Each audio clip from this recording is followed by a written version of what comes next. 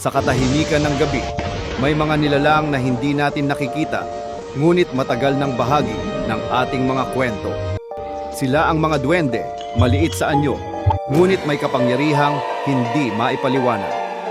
Ayon sa paniniwala ng mga Pilipino, ang mga duwende ay naninirahan sa mga punso, ilalim ng lupa at sa mga sinaunang puno.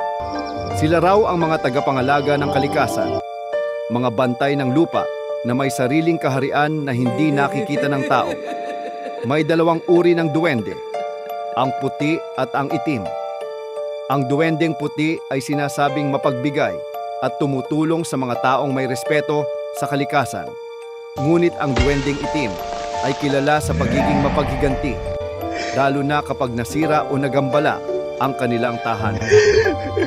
Sa tuwing tayo'y dadaan sa mga liblib na lugar, may isang paalala na madalas nating marinig. Tabi-tabi po. Tabi-tabi po.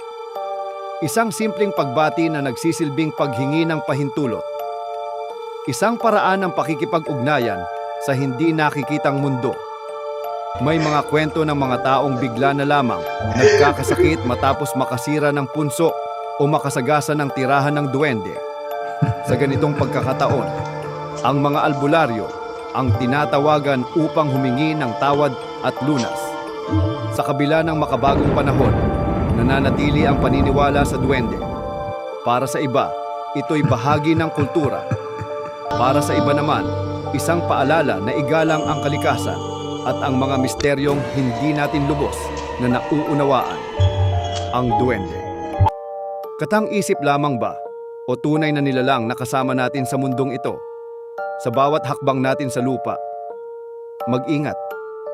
Baka may natatapakan ka na